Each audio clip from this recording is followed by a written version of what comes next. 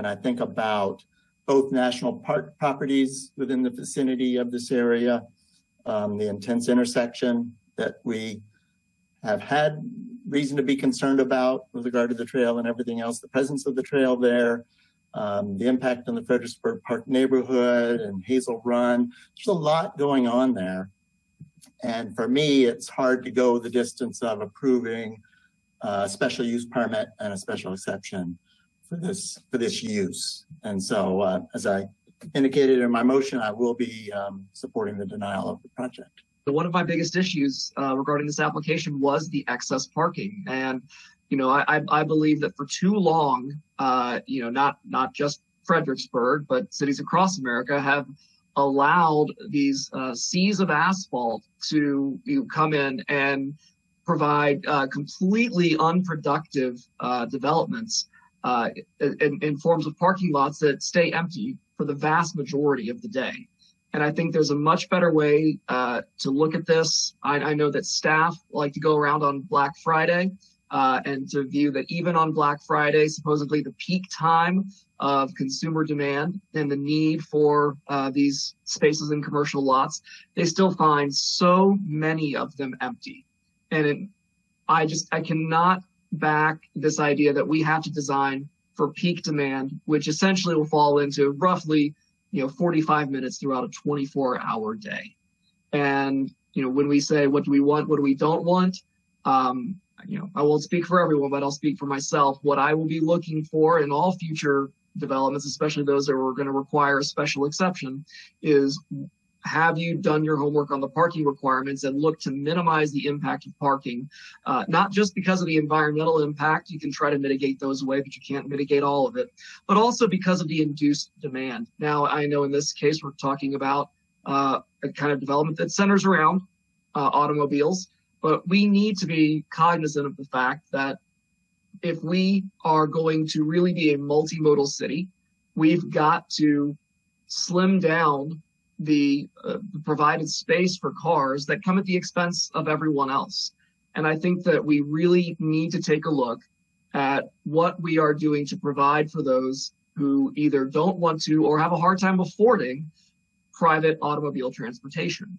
And the level of parking in this application and what I've seen in others is just too great to keep approving. So I will not be supporting any efforts to approve this tonight. And I hope in future developments, future applications, we see more homework being done on the amount of parking that is truly needed for the majority of the day. Thank you. If this project doesn't go forward, and it seems to look that way, this land is still going to be there and it is still open for development. And I would also point out that while this is part of that one big project, all that land that goes all the way down the rest of Blue Gray Parkway is still up for development and will be for commercial development, which will be a future conversation of this council moving forward. And I want to acknowledge that I'm now talking a little bit above the actual issue of zoning. That will get down to the key point there. I'm not saying this is a reason or anything else. It's just a pet peeve of mine in that we find ourselves in this situation, whereas it's been noted, we have the amount of staff time that has been put into this, the amount of time and money that has been put in by the other side. And here we are having this discussion at this point in the process, when this should have been a discussion that probably occurred a lot sooner than this. Because what we're also doing is we are setting a tone on how development moves forward in this or does not move forward in the city. And I think the issue of the trail, which is important, the trail system is very important, but we do have to come to some consensus moving forward on how we're going to deal with this. Because if it's not a Royal Farms, it's going to be something, and it's going to impact the trails. If it's not the Royal Farms, it's going to be another business, and it's going to have parking. And it goes on and on and on. You can take a lot of these conversations. Our city attorney has been, you cannot dispute it, she is correct. By all standards of VDOT, what is being provided for the trail is adequate. So proffers by definitions, and this is what everybody's saying, we need to demand this, demand that. In the Commonwealth of Virginia, we can't demand anything. If the person wants to present it to us and say, yes, we're willing to do that, that's one thing. if he's meeting standards, they're under no obligation to do it.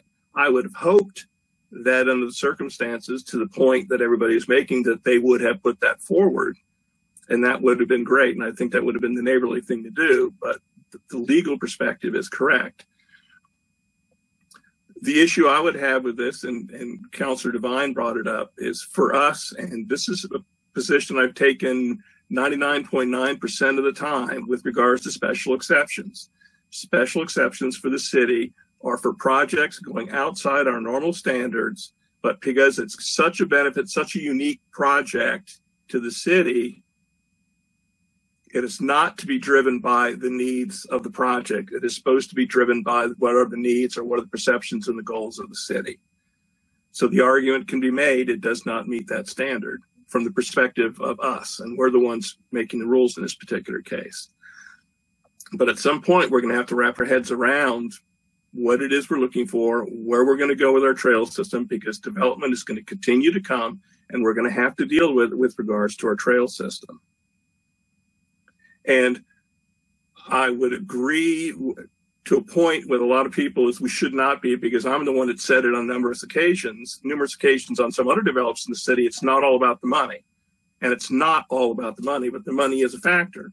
And we just had a work session where everybody is agreeing to hire a bunch of new people, understanding that we're looking at new schools, new fire stations, new this, new that, new the other thing, and our revenues haven't even reached it. And we're looking at raising taxes now. And if we continue down the road again, we'll do it next year and the year after that. And, that's a conversation, and that's a legitimate point to make in this conversation. And I just hope we look and discuss that as we move forward with the budget. But at some point, something is coming here. It's going to have impacts similar to this, and we're going to have to deal with them.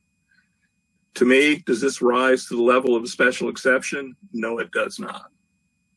But at some point, one, we've got to be able to make our position known on what we do expect, so we can work with the developer to ensure the minimal amount of impact on our trail system, make sure it's a project that we want. And if they say right now, as has been said here, this is what the market does, what you're asking me to do is outside what the market is going to provide for, then we have to step in and say, if we feel it's important enough, well, then we're willing to do something to make this happen.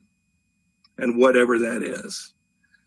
Because again, the project will continue to come forward on this project, on this land and the adjacent land, and we're going to be having the same conversations. So why don't we have those conversations now about what do we want, what are we willing to do to get it, and how do we want to handle our trail systems in the future with regards to new development? Because it's coming, it's going to be there are going to be impacts. What do we expect to deal with it? I think that it's hard to say that we can come up with a plan for what we want or need that is going to solve problems for us. These things are driven by the market, which changes.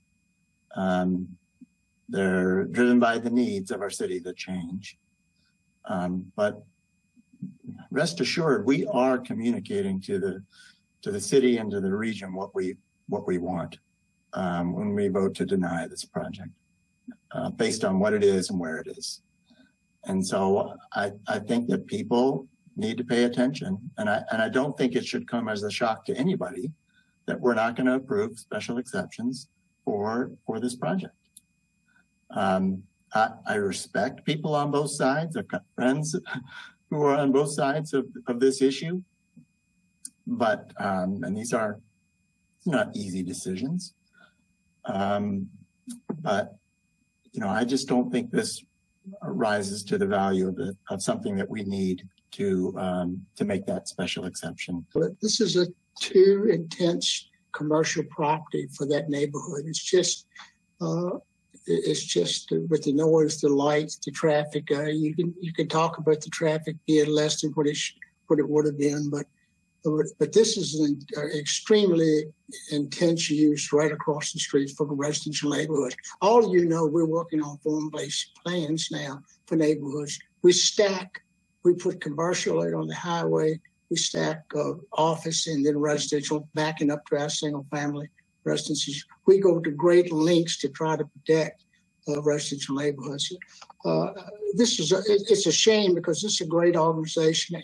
I look forward to going to Road 3 to visit that store, but this is just too intense for me. So I will be supporting it now.